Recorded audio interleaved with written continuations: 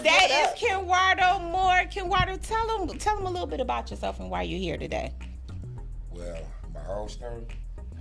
Well, you know we don't have time for your whole story. You up. already know that. I was sorting it up. I brief description. My voice is kind of hoarse, so excuse me on that. That's okay. I'm born and raised on the south side of Chicago. I moved to Atlanta, Georgia at the age of 33 years old. Ever since 2003. You know, I'm a son of a Black Panther, you know, and a son of my mom was an educator. She taught me a lot about Black history. And I'm just a brother that care about the people in my community. So I guess you could call me an activist. I guess I can. Yeah. Woo, woo, woo. Give it up for the activists. All right, then. Don't be playing around here. He said, I guess you can call me activist. And I like the way you kind of like gave us the short version of your whole life. Yeah, that's short. You know, because he said, you want me to tell the whole story? Absolutely not. You don't have time for that. No, I don't talk about But why are we here today, Ken? We're here today because, you know, I feel as a people we need to stand more in unity. People are out here suffering, we're in pain. You know, our kids are out here suffering, and enough is enough for all the jokes and the bickering and the arguing. Yeah, I heard you today, and I wrote down something that you were saying. No more. You kept saying that all day. No more. Like, no more.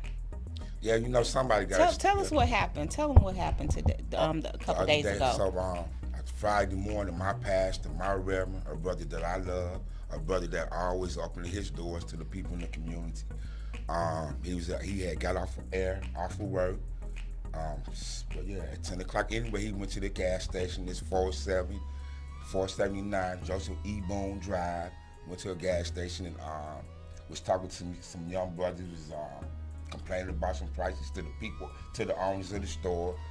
And you know, Dr. Slaughter confronted them, told the young brothers, y'all don't spend your money here. And so he got into an altercation with the owners and stuff. And so the owners pulled the gun out on him. The owners pulled the gun out. Yeah. He did. What'd you say? He slapped his gun up on the table, like. You know, called him the N-word, told him get up out of his store. Mm-hmm. So yeah, you know, we gotta stand up for something. So he pulled the gun on the wrong pastor. Yeah. Cause you know what?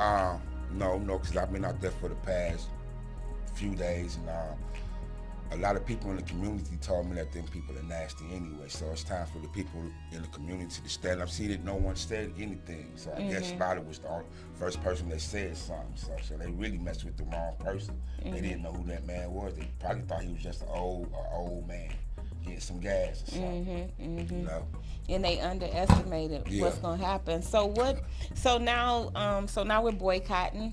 Y'all heard That's that? the way it is. Where is my bell? The fight don't stop till the casket drops. Well, hi, my name is Stephen.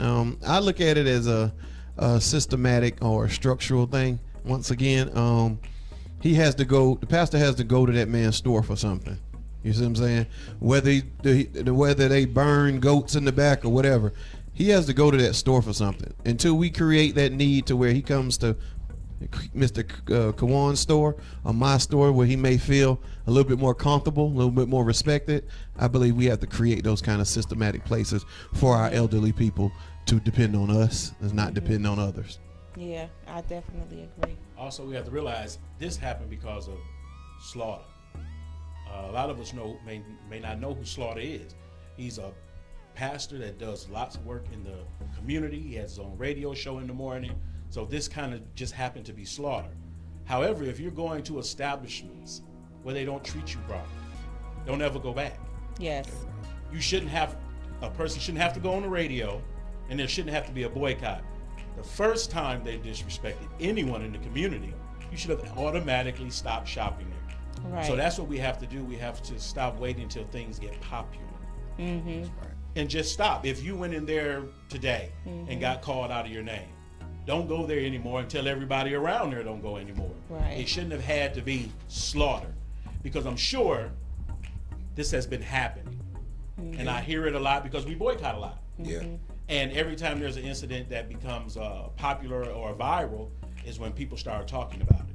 But as Kenwardo mentioned before, if you live in that neighborhood, the message is for you to stop shopping in that store. I'm not traveling 30 miles. Yeah, out my way to go to your gas station. Right. So that's the gas station in your local area.